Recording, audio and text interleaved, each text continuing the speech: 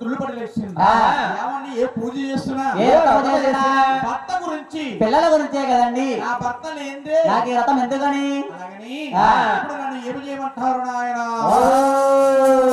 పెద్దవాడు బ్రహ్మదేవుడు జాలి కనకరం కలవాడు మహానుభావుడు అంటా ఉన్నాడు. నువ్వు అవతారంలో లక్ష్మీదేవి కింద ఉన్నావు. అవతారం సాధించి అత్తంగా గొల్లబామ రూపం ఎత్తేవట్టే తమ్ముడైన మహావిష్ణువుని ఎలా దక్కించుకోవాలో నాకు బాగా తెలుస్తున్నా. ఆనాడు లక్ష్మీదేవి అవతారం పెట్టి అలా గొల్లబామ రూపం ఎత్తుకుపోయిందో అవుతుందా అర్థం కాడికి వెళ్ళి అవుతుందట వచ్చేమంతా పసుపు